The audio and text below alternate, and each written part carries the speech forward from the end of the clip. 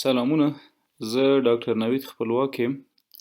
نن در سره د شکر په نښانو غږیږم. ساین سیمټمز یا کومې نښانې باید موجودې وي چې د شکر په هکله فکر وکړو. ګورئ، کله چې د وینې په جریان کې شکر یا ګلوکوز جګ شي او د اوږدې مودې دپاره جګ پاتې وي، دغه تکلیف ته موږ هایپرګلایسیمیا وایو. هایپرګلایسیمیا یا د وینې په جریان کې د شکر جګیدل. کله چې ګلوکوز په وینه کې زیاتیږي، نو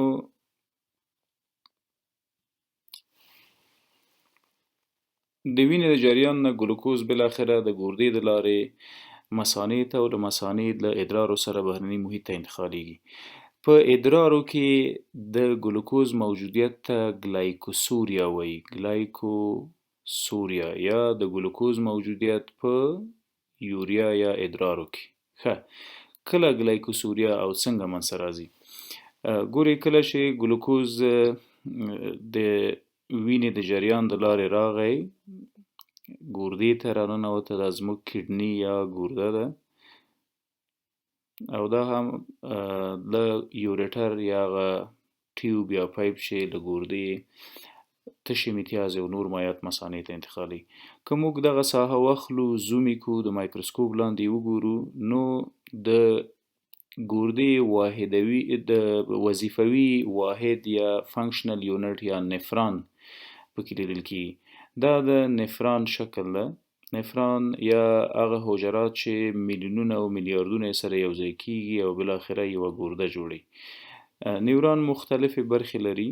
دې ساحې ته یې بومنز کپسول یا ګلومیرولر کپسول وایي. دقیق کوم ځای ته چې د وینې رګونه راځي، خواړه وړي او راوړي او له ګردې فلتر شوي مواد انتقالوي.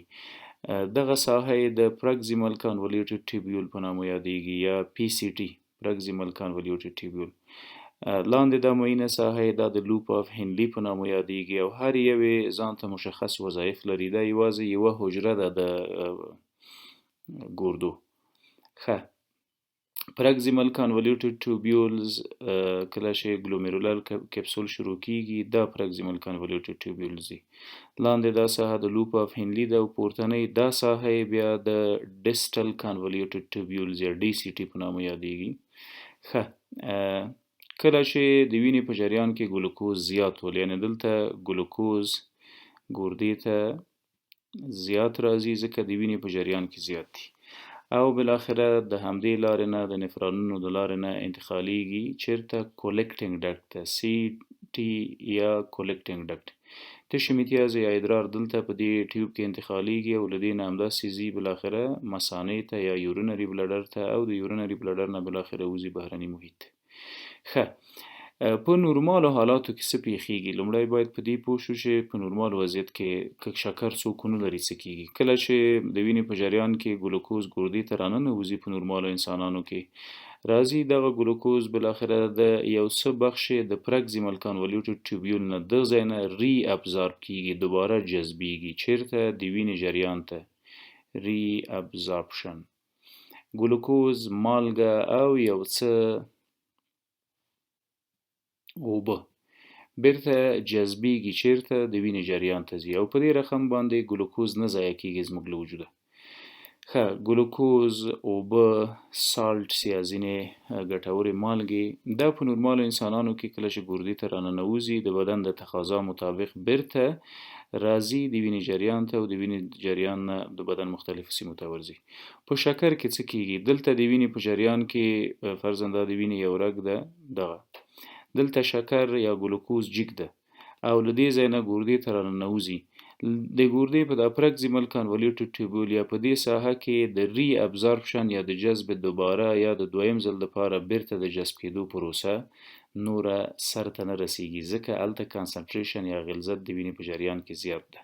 نو کله چې بیرته دوباره جذب نشي، دا ګلوکوز جمع د اوبو بیرون وځي او دلته که چیرې موږ ادرار معاینه کړو، نو ګلایکوسوریا یا د ګلوکوز موجودیت د وینې په جریان کې ثابتیږي. دا شوه یوه نښه. دا به کله موږ تشخیص کوو؟ کله چې خپل ادرار په لابراتوار کې معاینه کړو او په ادرارو کې زموږ دغه مواد موجود وي، ګلوکوز البته. ښه، دا شوه یوه نښه. که چیرې په تشو میتیازو کې د ګلوکوز موجودیت و، نو باید د شکر په هکله څېړنې وکړو. حتما د وینې په جریان کې شکر جګ و او ګردې ونه شو کولی چې دوباره یې جذب کړي، همدا شو چې د تشو میتیازو کې راووت. ښه، تاسو پوهیږئ چې کله هم ګلوکوز بهرني محیط ته د تشو میتیازو د لارې وځي، نو د ځان سره اوبه انتقالوي. پولی یوریا یا ډېرې تشې میتیازې کول، بار بار تشناب ته تګ او بار بار تشې میتیازې کول، د دې معنا څه ده؟ کله چې ګلوکوز د ګردې د لارې د ګردې دغو حجراتو ته راننوځي او بهرني محیط ته انتقالیږي، نو یو ګلوکوز د ځان سره 4 مالیکوله اوبه انتقالوي. دا ګلوکوز دغسې د 4 مالیکولونو سره اوبو سره اشباع کیږي او بهرني محیط ته وځي. ښه، د ګلوکوز له بهر وتلو سره اوبه هم وځي، نو د تشو میتیازو مقدار زیاتیږي. دې ته وایي پولی یوریا. نو د ګلایکوسوریا یا په تشو میتیازو کې د ګلوکوز موجودیت ترڅنګ بار بار تشناب ته تګ، ډېر تشناب ته تګ او ډېرې تشې میتیازې کول هم د شکر یوه نښه ده. ښه، تاسو د یوې شیبې دپاره فکر وکړئ، فرضاً دا زموږ د وینې یو رګ ده او په وینه کې ګلوکوز زیات و، ګلوکوز د وینې په جریان کې زیات و، همداسې راغی ګردې ته او د ګردې د لارې د اوبو سره بهرني محیط ته ووت. د وینې په جریان کې اوبه کمیږي. کله چې اوبه کمې شولې، دلته د وینې جریان کې چې کله هم اوبه کمیږي، نو د مریض تنده زیاتیږي، ترست زیات شي. کله چې تنده زیاته شوله، نو موږ معمولا اوبه زیاتې څښو. بله نښه چې د شکر په مریضانو کې لیدل کیږي، هغه پولی ډپسیا ده. پولی ډپسیا یا زیات تږي کیدل او ډېرې اوبه څښل. که چیرې یو انسان په شکر مبتلا وي، د دغه میکانیزم د وجې چې اوس مو تشریح کړ، بهرني محیط ته د مثانې د لارې ګلوکوز ځي، ګلوکوز د ځان سره اوبه وړي، اوبه د وینې په جریان کې کمیږي. کله هم چې اوبه د وینې په جریان کې کمې شولې، دلته زموږ په مغزو کې په هایپوتلامس کې ترست سنټر فعاله کیږي او د تندې احساس کوو. دلته به نو مسلماً د تندې نه وروسته به موږ ډېرې اوبه څښو. که چیرې اوبه زیاتې وڅښو د حد د نورمالې اندازې نه او تنده مو هم له نورمالې اندازې زیاته وي، تشې میتیازې هم زیاتې وکړو، د ګلوکوز موجودیت هم په تشو میتیازو کې ثابت وي، دا د شکر نښې دي. باید د شکر په وړاندې خپل تدابیر ونیسو، معاینات یې وکړو. که متاسفانه مبتلا یې شو، د درملنې تدابیر هم د ځان سره ولرو. ښه، اوس راځو بلې مهمې موضوع ته. د وینې په جریان کې که چیرې ګلوکوز زیات شو، دا د وینې یو رګ ده، ګلوکوز د وینې په جریان کې زیات ده او حجراتو ته نه ځي، ځکه نه ځي چې انسولین نه تولید کیږي او په شکر هم مبتلا یو. څه پیښیږي بالاخره؟ وجود د انرژۍ دپاره مجبور و مکلف ده چې له بلې منبع نه استفاده وکړي. هغه منابع څه دي؟ یو لیپیډز یا شحمیات دي او بل پروټینونه دي. کله چې شحم او پروټینز د انرژۍ د تولید لپاره استفاده شي، نو دغه شحمیات فرضاً په فری فټي اسیډز یا د شحمیاتو په کوچنیو یونټونو باندې تبدیلیږي.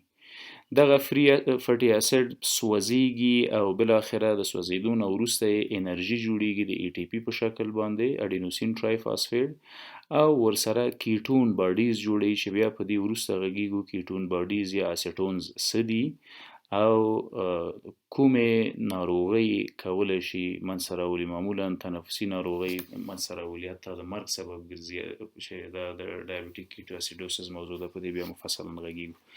کله چې وجود د انرژۍ د تولید لپاره د پروټین او د شحمیاتو نه استفاده وکړي، ځکه ګلوکوز په داخل د حجراتو کې نشته ده، نو دلته د دغه میکانیزم په پروسه کې موږ ضعیفه کیږو، د ولږې احساس کوو، ډېره ډوډۍ خورو او دې موضوعیت ته وایي پولیفیجیا.